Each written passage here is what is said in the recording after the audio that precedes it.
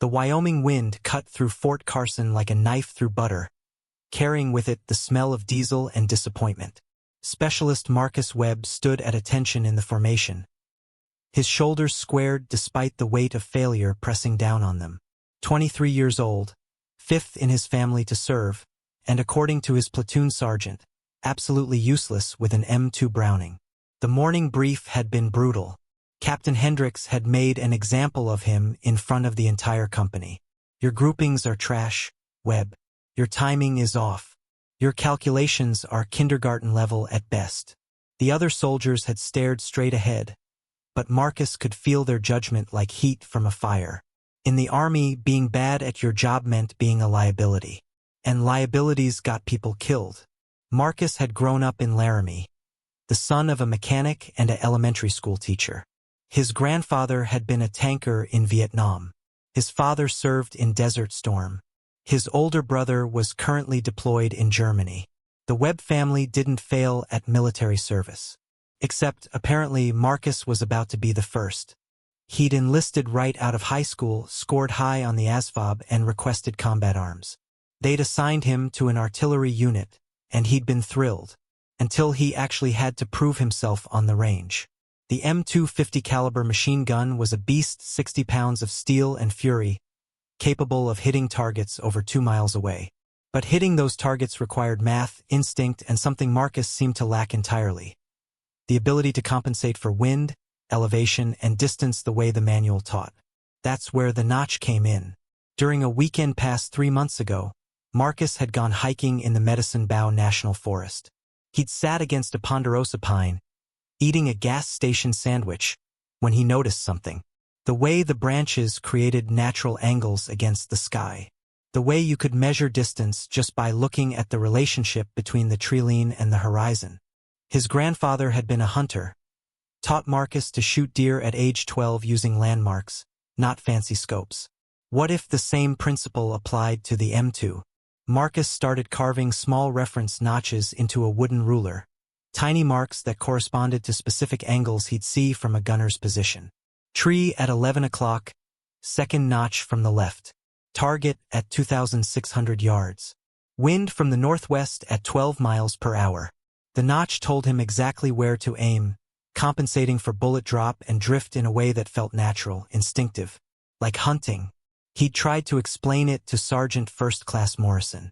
The man had looked at Marcus like he'd suggested using a Ouija board for targeting. That's not how we do it, Webb. We use the manual. We use training. We use proven methods. Your little arts and crafts project belongs in a kindergarten, not a gun truck. Marcus had stopped bringing it up after that. He'd kept the notched ruler in his pocket, used it secretly during live fires when no one was watching. His scores improved, not dramatically, but enough that he stopped being the absolute worst in the platoon. He became merely below average. But today's exercise was different. Today was the company qualification, the test that determined who would deploy to the Middle East in 6 weeks and who would stay behind, humiliated, shuffling papers at headquarters. The course was designed to simulate real combat conditions. Moving targets, obscured positions, long-range shots that required split-second decisions. And Marcus had failed.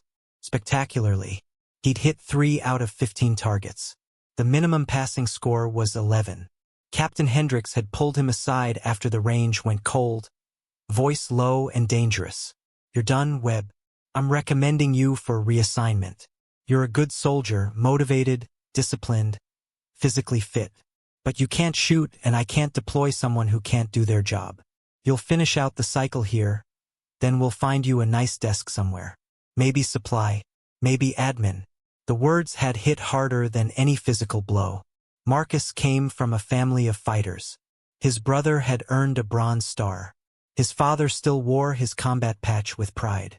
And Marcus was going to spend his enlistment ordering printer paper and filing leave forms. The formation broke. Soldiers scattered toward the chow hall, talking and laughing. Marcus walked alone to the motor pool, where the gun trucks sat in neat rows, their mounted M2s gleaming in the afternoon sun. He pulled the notched ruler from his pocket, ran his thumb over the marks he'd carved so carefully. Maybe everyone was right. Maybe he was chasing something that didn't exist. Maybe real soldiers didn't need tricks or shortcuts. Maybe he just wasn't good enough. The Wyoming wind picked up, carrying the distant sound of artillery fire from the main range. Marcus closed his eyes and made a decision. Tomorrow, there would be one final live-fire exercise before the deployment roster was finalized. One last chance. And he was going to use every single notch he had. The next morning arrived with the kind of cold that made your bones ache. Marcus reported to the range at 0500, an hour before anyone else. He needed time with the gun, time to align his notches with the terrain, time to prove, if only to himself, that his method worked. But Sergeant Morrison was already there, clipboard in hand, watching Marcus approach with the expression of a man who'd already written someone off. "Webb, didn't expect to see you this early. Thought you'd sleep in on your last day as a gunner." Marcus stopped, his breath forming clouds in the freezing air. His last day. The words felt like a sentencing. "Sergeant, I'd like to request permission to run through the course one more time before the official exercise." Morrison's laugh was sharp and humorless. "You failed yesterday, Specialist. Spectacularly. You think one more practice round is going to turn you into Chris Kyle? The decision's been made. Captain Hendricks already reassigned you. After today's exercise, you're moving to S4. Supply section. You'll be counting boots instead of shooting bad guys." Behind Morrison, 3 other soldiers emerged from the warming tent: Corporal Zhang, Private First Class Rodriguez, and Specialist Davis. They were the top shooters in the company, the ones who'd scored perfect quals, the ones everyone knew would be kicking doors in Kandahar while Marcus sorted inventory spreadsheets. Zhang smirked, nudging Rodriguez. "Looks like Webb's still trying. That's cute." Rodriguez didn't even look at Marcus. "Waste of time, man. Some people just don't have it." Davis was quieter, but his silence felt worse somehow. Like Marcus wasn't even worth acknowledging. Morrison checked his watch. "Listen, Webb. You want to embarrass yourself one more time? Fine. The course starts at 0700. Full company will be watching. 15 targets. Distances ranging from 800 to 2600 yards. Moving vehicles, pop-up silhouettes, the works. You'll go last after the real shooters show you how it's done." He turned away, then paused. "And Webb? Leave the wooden toy at home. If I see that notch stick anywhere near my gun, I'll have you written up for destruction of government property and disrespecting training protocols. We do things by the book here, not by arts and crafts." The other soldiers laughed as they walked toward the mess tent. Marcus stood alone in the pre-dawn darkness, the notched ruler heavy in his pocket. His hands trembled, not from the cold, but from the humiliation burning through his chest. By the book, the manual, the proven methods, everything that had already failed him. Around him, the Wyoming landscape stretched endless and indifferent. Somewhere in the distance, a coyote howled. Marcus pulled out his ruler one more time, running his fingers over each carefully carved notch. His grandfather's voice echoed in his memory. "The best hunters don't follow someone else's rules, son. They learn to read the land itself." 7 hours until he proved everyone wrong, or confirmed he'd never belonged here at all. The formation gathered at 0645. 60 soldiers stood in a semicircle around the firing line, their breath visible in the morning air. Captain Hendricks addressed them with the practiced authority of a man who'd done this 100 times. "Today's exercise simulates a convoy ambush scenario. 15 targets at varying distances. 7 are vehicle mock-ups on motorized sleds. 8 are pop-up silhouettes. You'll have 90 seconds from the moment the first target appears. Speed, accuracy, and adaptation. That's what separates gunners from clerks." His eyes landed on Marcus for just a moment. The message was clear. Zhang went first. His movements were textbook perfect.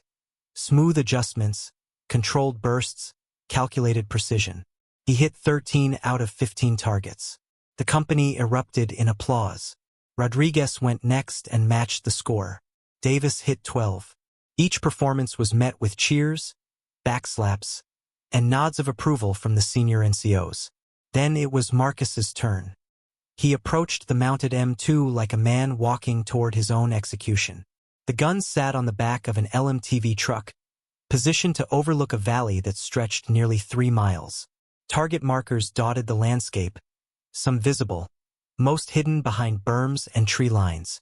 Morrison stood beside him, arms crossed. Standard protocol, Webb. Spotter will call distances. You adjust and fire. Think you can handle that? Marcus didn't answer. He gripped the weapon, felt its weight, its power. In his pocket, the notched ruler pressed against his thigh. Morrison had forbidden him from using it. But Morrison wasn't inside Marcus's head. Morrison hadn't spent 3 months learning to read terrain the way his grandfather had taught him to read forests. The horn sounded. Targets began appearing. Marcus didn't wait for the spotter. His eyes found the first vehicle. A motorized sled painted to look like a technical truck, moving left to right at roughly 1,800 yards. He found the treeline behind it, measured the angle instinctively, felt the notch in his mind like a phantom limb. He fired. The 50 cal roared. The vehicle exploded in a shower of sparks. The second target popped up at 2,100 yards. Marcus adjusted, using a rock formation as his reference point. Another burst. Another hit. By the 30th second, he'd hit 5 targets. The crowd had gone silent. Morrison's arms had uncrossed. Captain Hendricks had stepped forward, binoculars raised. Marcus was operating on pure instinct now. Not thinking, just seeing. The 7th target was the hardest. A vehicle moving at 2,600 yards, partially obscured by rolling terrain. It should have been impossible without advanced optics. Marcus found his notch, a wind-bent pine at the edge of his vision, creating the exact angle he needed. He compensated for wind drift, for elevation drop, for the vehicle's speed. He fired. The vehicle erupted. If you're watching this and thinking this is impossible, stick around. Sometimes the things they said would never work are exactly what changes everything. Subscribe if you want to see how this ends, because what happens next nobody saw coming. Silence hung over the range like smoke. Marcus didn't stop. His hands moved with a fluidity he'd never felt before, each adjustment precise, each burst controlled. Target 8 appeared at 900 yards. Down. Target 9 at 1,400 yards, moving fast. Down. Target 10, partially hidden behind a berm at 2,200 yards. Down. The spotter beside him had stopped calling out distances entirely. He just stared, mouth slightly open, as Marcus systematically destroyed every target that appeared. No hesitation, no second-guessing, just pure, instinctive shooting. 11, 12, 13. Morrison's voice cut through the sound of gunfire. What the hell is he doing? Captain Hendricks lowered his binoculars slowly, his face unreadable. He's not using the manual corrections. He's reading the terrain. The 14th target materialized at the far edge of the valley, 2,500 yards, the second longest shot of the course. A vehicle mock-up racing across open ground. Marcus tracked it, found his landmark. A cluster of sagebrush that created the exact angle he needed, and fired a sustained burst. The vehicle disintegrated. Behind him, someone whispered, "Holy shit." The final target was the course killer, the one that appeared at maximum effective range, 2,600 yards, moving perpendicular to the firing line at high speed. In 5 years of running this qualification, only 2 soldiers had ever hit it. Both had been prior service Marine Scout snipers. The target appeared, a vehicle sled, hauling fast across the valley floor, kicking up dust.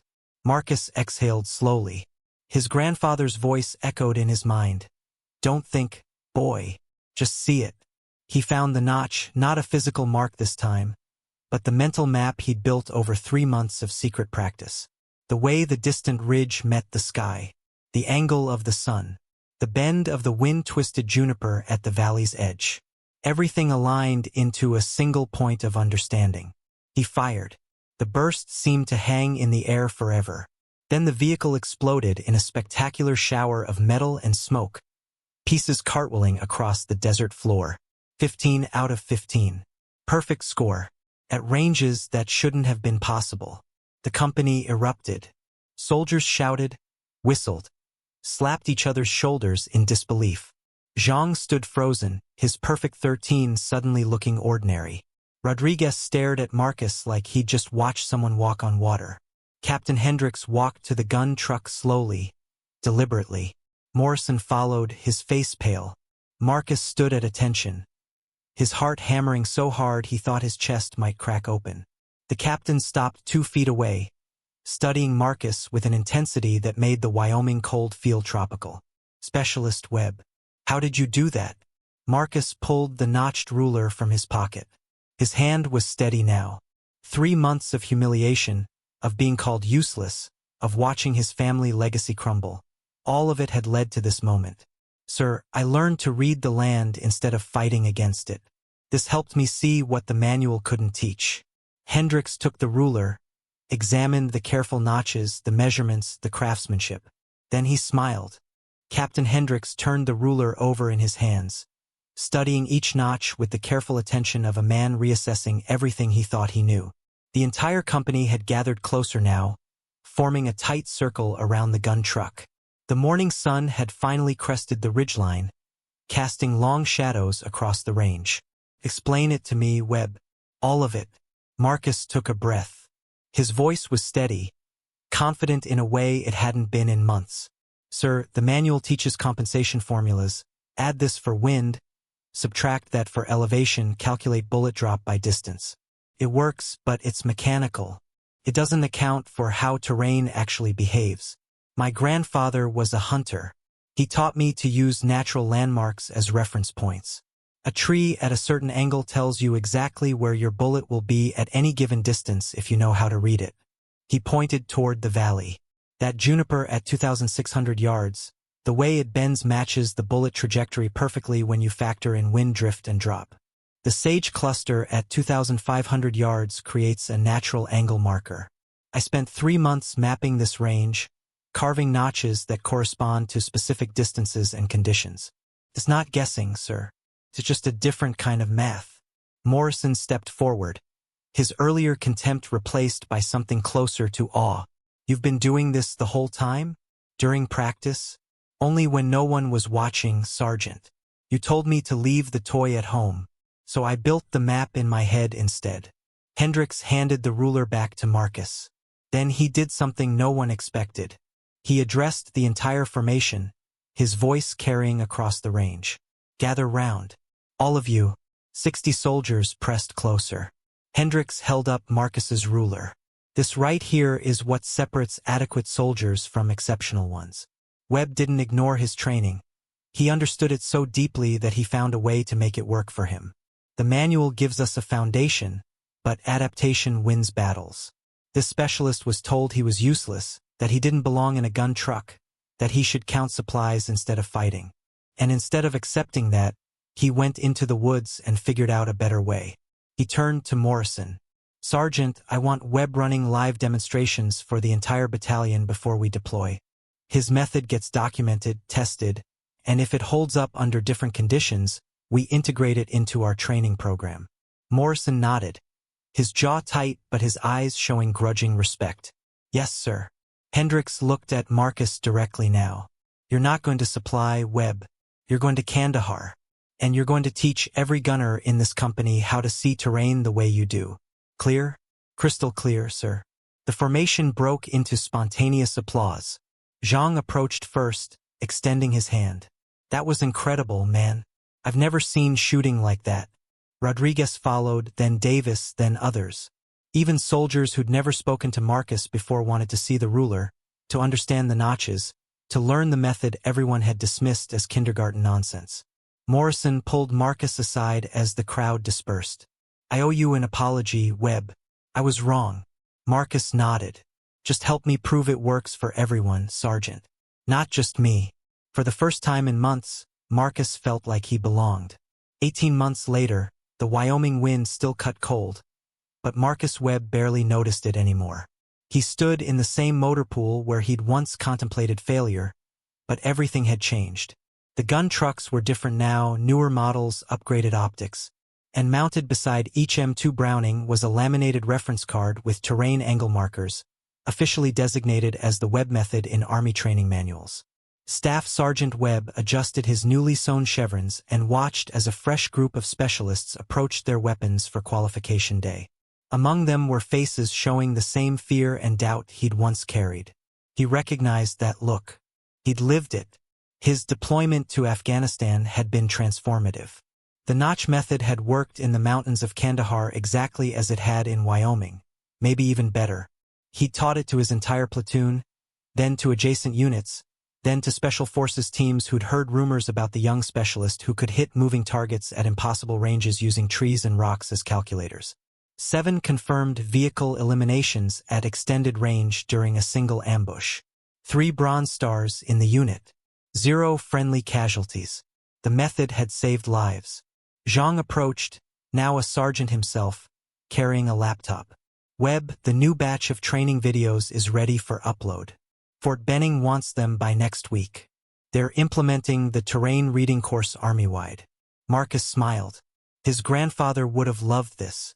The old hunter's wisdom, passed down through generations, was now doctrine for thousands of soldiers. Morrison walked over, a colonel's eagle gleaming on his chest. He'd been promoted twice since that morning on the range, partially due to his willingness to adapt and champion new methods. He'd become Marcus's biggest advocate. Webb got a call from the Asymmetric Warfare Group. They want you to brief their cadre at Fort Meade next month. Seems your method is catching attention beyond just conventional forces. Marcus nodded, still humbled by how far things had come. From the soldier everyone wanted to reassign, to the NCO teaching the teachers. Captain Hendricks, now Major Hendricks, emerged from the headquarters building, that same appraising look in his eyes. Ready for the ceremony, Staff Sergeant? Yes, sir. Today they were dedicating the range. It would officially be named Webb Range, in honor of the specialist who'd refused to accept that there was only one way to fight. Young soldiers would qualify there for decades, never knowing they were walking the same ground where someone once carved hope into a wooden ruler. As the formation assembled, Marcus thought about all the soldiers out there who felt like they didn't fit, who had ideas that seemed crazy, who were told their way would never work. He thought about the notched ruler, now displayed in a glass case at the Fort Carson Museum. Sometimes the best solutions come from the places nobody thinks to look. Thank you for watching this story all the way to the end. If it moved you, inspired you, or made you think differently about persistence and innovation, hit that like button. Drop a comment telling us about a time you proved the doubters wrong. Subscribe to this channel for more true stories of ordinary people doing extraordinary things. And most importantly, if you have an idea that everyone dismisses, don't give up on it.